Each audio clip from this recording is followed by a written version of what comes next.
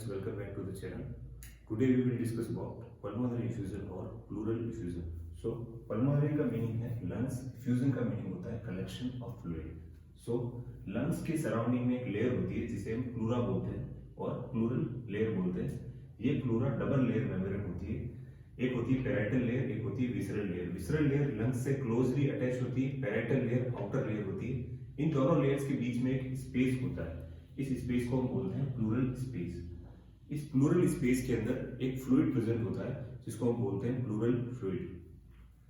Normally जो pleural fluid होता है इसका फंक्शन होता है लंग्स को फ्रिक्शन से बचाना.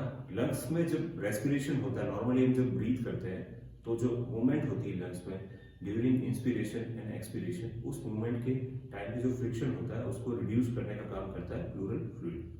तो प्लूरल इफ्यूजन क्या होता है? Collection of fluid in the plural space. Normally क्या होता है, यहाँ पे pleural fluid 5 to 15 ml present होता है और ये प्लूरल फ्लूइड कंटिन्यूअसली फॉर्मेशन होता रहता है और ड्रेन होता रहता है, फ्रेश फ्लूइड बनता रहता है, जिससे कि यहाँ पे फ्लूइड का कलेक्शन नहीं होता है.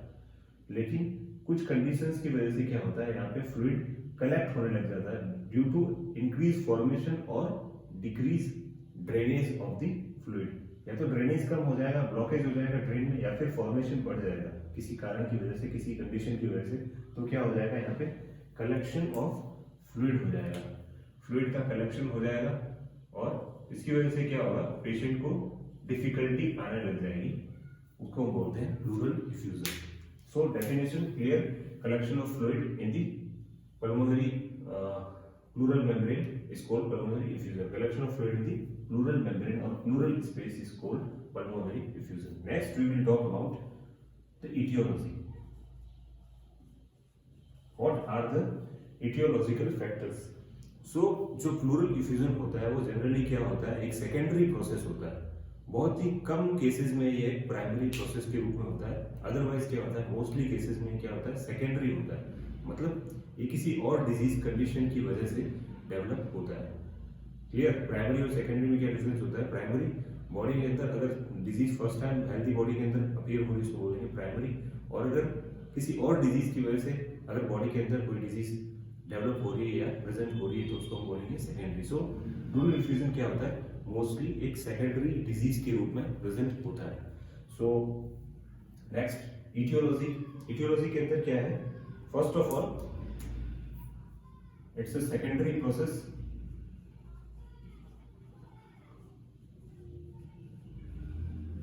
सेकेंडरी प्रोसेस कौन कौन सी कंडीशन की वजह से ये होता है? Heart failure, kidney failure,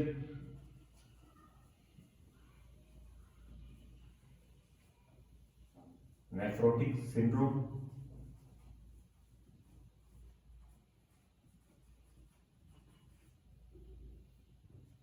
pneumonia, tuberculosis,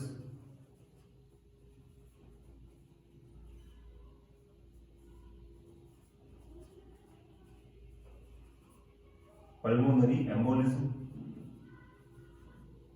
and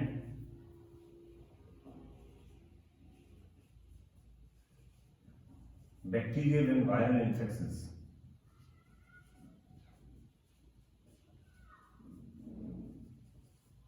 so heart failure की वजह से या kidney failure, nephrotic syndrome, pneumonia, tuberculosis, pulmonary embolism, bacterial viral infection, ये इंपॉर्टेंट कॉजेज है जिनकी वजह से प्लूरल इफ्यूजन होने के चांसेस होते हैं. हार्ट फेलियर के अंदर हम समझते हैं कि कैसे होता है बेसिक. तो हार्ट फेलियर के अंदर क्या होता है, लेफ्ट वेंट्रिकल. हार्ट फेलियर हम किसको बोलेंगे, when heart unable to pump the blood in the systemic circulation. जब हार्ट पूरी बॉडी में सिस्टमिक सर्कुलेशन से इनफ ब्लड सप्लाई नहीं कर पाता है तब क्या होता है, लेफ्ट वेंट्रिकल के अंदर ब्लड का कलेक्शन होने लगता है. लेफ्ट वेंट्रिकल के अंदर प्रेशर इंक्रीज हो जाता है, ब्लड प्रेशर, और वो ब्लड प्रेशर क्या होता है, वापस लेफ्ट एट्रियम के अंदर प्रेशर क्रिएट करता है. लेफ्ट एट्रियम रिवर्ट बैक करके कहाँ प्रेशर क्रिएट करेगा, लंग्स के अंदर, जिससे कि लंग्स के अंदर कलेक्शन ऑफ फ्लूइड हो जाता है. कंजेशन, पल्मोनरी कंजेशन हो जाता है. पल्मोनरी कंजेशन की वजह से क्या होता है, ब्लड वेसल से फ्लूइड पल्मोनरी स्पेस में, प्लूरल स्पेस के अंदर शिफ्ट होने लगता है और पल्मोनरी इफ्यूजन क्रिएट होता है. So this is the one pathophysiology और one etiology of the pulmonary effusion. So same kidney failure के अंदर भी ऐसा ही होता है. किडनी फेलियर के अंदर यूरिन फॉर्मेशन कम हो जाता है, बॉडी के अंदर जो होता है फ्लूइड लेवल इंक्रीज हो जाता है और पल्मोनरी कंजेशन की वजह से प्लूरल इफ्यूजन होने के चांसेस होते हैं. और नेफ्रोटिक सिंड्रोम की वजह से भी हो सकता है. निमोनिया, अगर लंग्स के अंदर इन्फेक्शन हो जाता है, निमोनिया हो जाता है, ट्यूबरक्लोसिस हो जाता है या फिर पल्मोनरी एम्बोलिज्म हो जाता है और बैक्टीरिया या वायरल इन्फेक्शंस हो जाते हैं, उनकी वजह से भी प्लूरल इफ्यूजन होने के चांसेस होते हैं. So these are the common etiological factors which cause pleural effusion. So next we will talk about pathophysiology.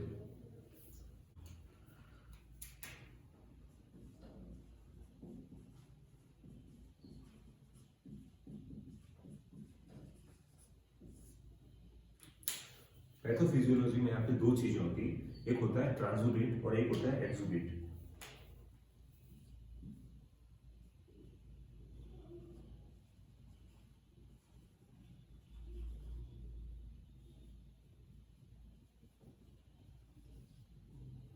So what is transudate and what is exudate?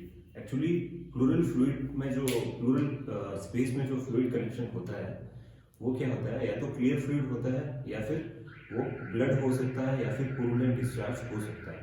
So clear fluid जब होगा present उसको हम बोलेंगे transudate, या फिर जो infected fluid होगा या फिर blood या प्लूरल डिस्चार्ज होगा उसको हम बोलेंगे एक्सुडेट. सो ट्रांसुडेट क्या होता है, एक नॉर्मल फिजियोलॉजिकल प्रोसेस की वजह से होता है. एक्सुडेट क्या होता है, एबनॉर्मल प्रोसेस की वजह से होता है, बॉडी के अंदर इन्फेक्शन हो जाता है या फिर ट्यूमर फॉर्मेशन होता है उसकी वजह से होता है. तो दो टाइप से यहाँ पे फ्लूइड फॉर्मेशन होता है ट्रांसुडेट, एक होता है एक्सुडेट. सो फर्स्ट हम समझेंगे ट्रांसुडेट के बारे में. क्या होता है, जब हार्ट फेलियर होता है उससे क्या होता है, बॉडी के अंदर पल्मोनरी कंजेशन बढ़ जाता है. पल्मोनरी ब्लड वेसल्स के अंदर क्या होता है, कंजेशन बढ़ जाता है. पल्मोनरी ब्लड वेसल्स कंजेशन बढ़ जाता है. हाइड्रोस्टेटिक प्रेशर जो होता है वो बढ़ जाता है. Hydrostatic pressure is the pressure exerted by the blood.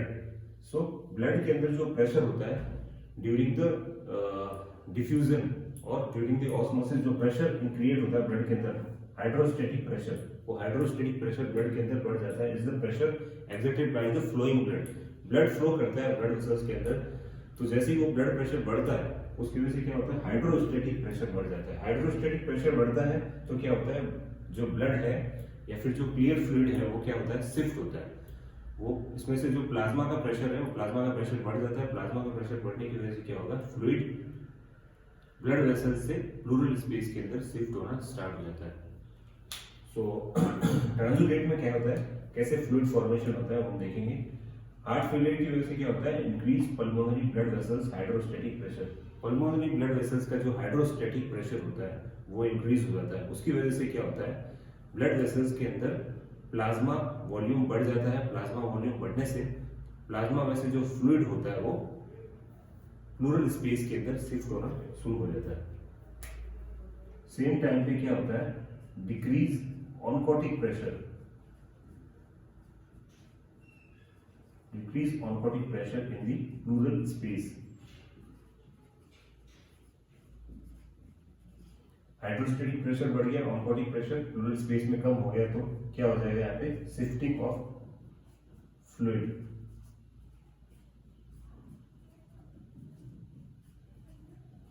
From blood vessels to pleural space.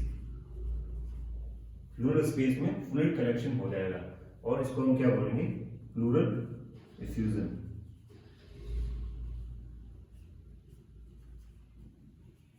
So this is the theory of transudate.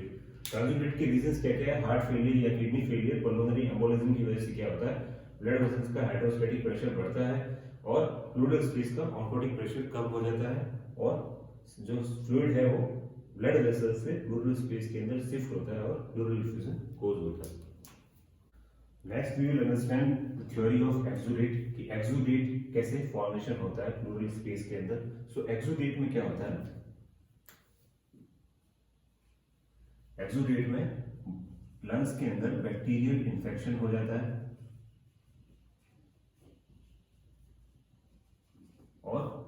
Tumour formation हो जाता है प्लूरल स्पेस के अंदर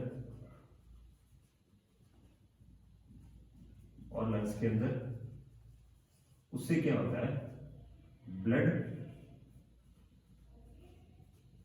वेसल्स का कैपिलरी परमेबिलिटी,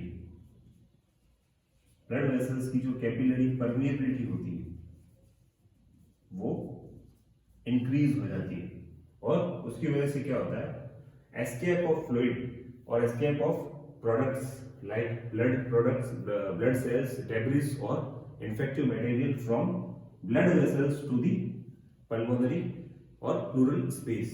सो क्या होता है, बैक्टीरियल इन्फेक्शन हो जाएगा, ट्यूमर फॉर्मेशन हो जाएगा लंग्स के अंदर। उसकी वजह से क्या होगा, ब्लड वेसल्स की कैपिलरी परमेबिलिटी इंक्रीज हो जाएगी, जिससे कि क्या होगा, एस्केप ऑफ फ्लूइड हो जाएगा, escape of fluid from blood vessels to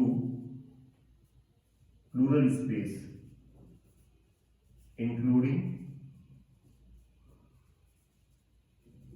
including what, blood cells,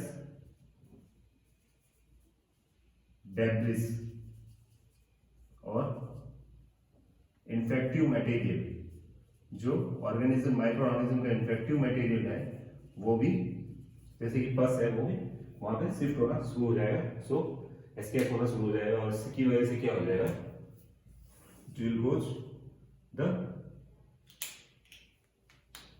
so it will cause the pleural effusion. Clear? So this is the another process of pleural effusion formation, or this is another pathophysiology of pleural effusion. Next we will discuss about the clinical manifestations, clinical features of the pleural effusion. जो first clinical features appear होता है वो होता है pen. Patient को क्या होगा, जब प्लूरल स्पेस के अंदर फ्लूइड इकट्ठा हो जाएगा तो यहाँ पे प्रेशर इंक्रीज हो जाएगा लंग्स में, और पेशेंट को ब्रीदिंग करेगा, जब पेशेंट ब्रीथ करेगा तो उसको क्या होगा, रेजिस्टेंस फील होगा यहाँ पे और पेन फील होगा। सो पेन ड्यूरिंग ब्रीदिंग, पहला जो सिम्टम आएगा वो आएगा पेन ड्यूरिंग ब्रीदिंग और कंटिन्यूअस ब्रीदिंग और कंटिन्यूअस पेन उसको होता रहेगा। उसके बाद क्या होगा, next feature is shortness of breath और डिस्निया। जब पेशेंट को ब्रीदिंग होगी तो उसको क्या होगा, पेशेंट ब्रीथ करते हो एक तो पेन होगा, उसके बाद ब्रीदिंग भी डिफिकल्ट होती जाएगी, जैसे जैसे फ्लूइड कलेक्शन होता जाएगा ब्रीदिंग विल बी डिफिकल्ट, और ब्रीदिंग डिफिकल्ट होती जाएगी और ब्रीदिंग में रेजिस्टेंस आता जाएगा, शॉर्टनेस ऑफ ब्रीथ होता जाएगा, प्रेशर ज्यादा, हैवीनेस फील होगा, ज्यादा प्रेशर फील होगा लंग्स के अंदर, और पेशेंट प्रॉपर्ली ब्रीथ नहीं कर पाएगा। सो शॉर्टनेस ऑफ ब्रीथ हो जाएगा या फिर डिस्निया हो जाएगा। The next feature will be coughing. अगर पेशेंट को इन्फेक्शन हो रखा है, पल्मोनरी इन्फेक्शन हो रखा है, जैसे कि न्यूमोनिया हो रखा है, ट्यूबरकुलोसिस हो रखा है, उस कंडीशन के अंदर पेशेंट को कफिंग भी हो सकती है। So these are three important features or three important clinical manifestations of the pulmonary effusion: pain during breathing, shortness of breath or dyspnea, and coughing.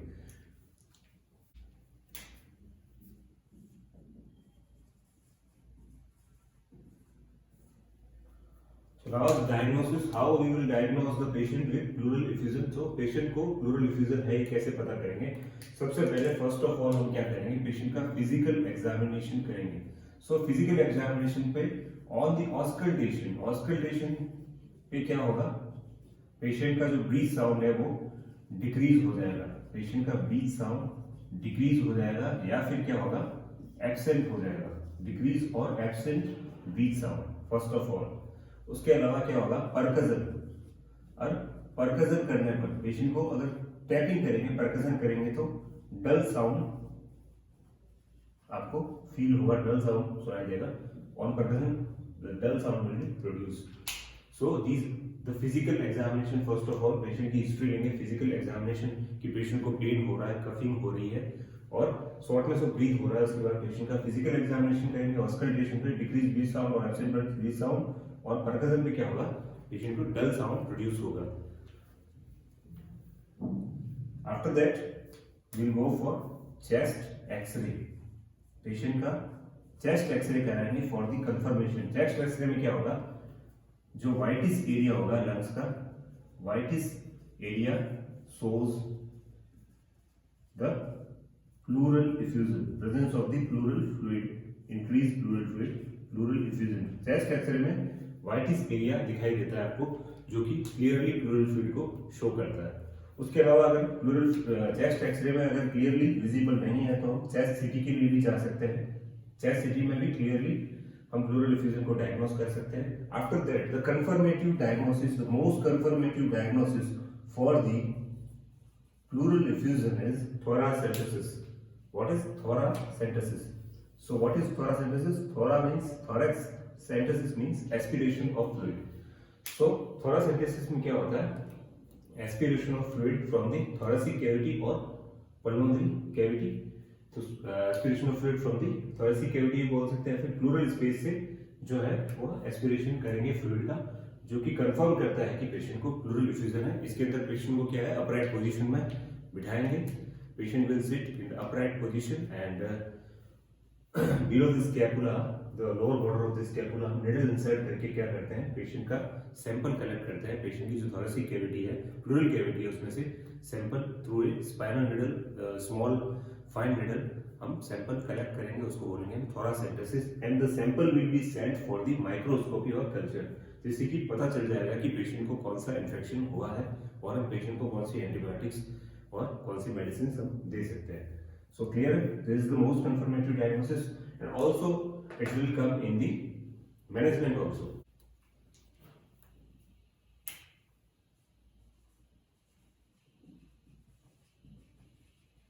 Next is the management. So what is management? Management में क्या करेंगे, हमारा जो first target होगा वो relieve the discomfort of the patient. Relieve the discomfort of the patient. तो discomfort patient का कैसे रिलीव होगा, जब पेशेंट का जो पल्मोनरी कंजेशन है, पल्मोनरी प्रेशर है, वो कम हो जाएगा। उसके लिए हमें क्या करना पड़ेगा, थोरासेंटेसिस करना पड़ेगा। For that we will go for thoracentesis. Thoracentesis में क्या होगा, पेशेंट का जो फ्लूइड कलेक्शन है प्लूरल कैविटी का वो कम हो जाएगा और पेशेंट को इमीडिएटली रिलीफ मिल जाएगा। बट थोरासेंटेसिस करने के पहले हम क्या करते हैं, रूटीन इन्वेस्टिगेशन कराएंगे पेशेंट के। वो कौन कौन से होंगे, CBC, PT, INR and also KFT, NFT and ESR. These are routine investigations we will do before the thoracentesis. So thoracentesis क्या है, also comes in the diagnosis as well as in the management also. thoracentesis करेंगे जिससे patient को immediately relief मिल जाएगा। After thoracentesis we will go for the antibiotics and antiviral drugs. Antibiotics and antiviral drugs.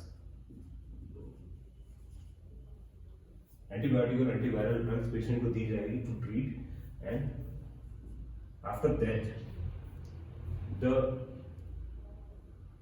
Basic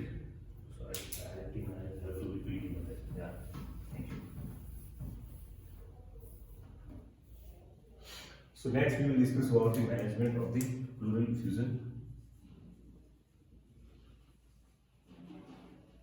management कैसे करेंगे, so management के लिए हम क्या करेंगे, सबसे पहले ट्रीटमेंट ऑफ अंडरलाइन डिजीज। जैसे कि हमने डिस्कस किया था कि pleural effusion is a secondary disease, mainly secondary disease के रूप में होता है।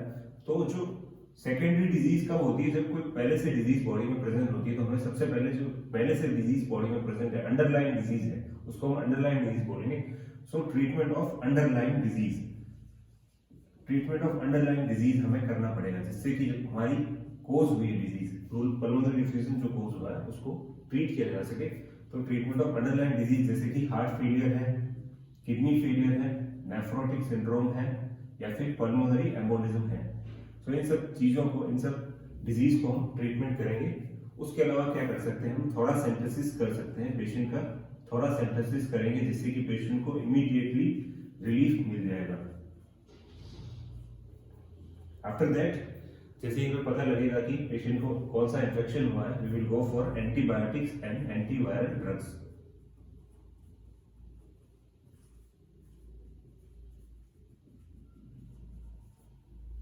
So this is the management, this is the process, this is the way we will go for the management of the pulmonary effusion. So this is what about pulmonary effusion. It is a collection of fluid in the pleural space, abnormal collection of fluid in the pleural space. Etiological factors are heart failure, nephrotic syndrome, pulmonary embolism, pneumonia, tuberculosis and neoplastic tumors.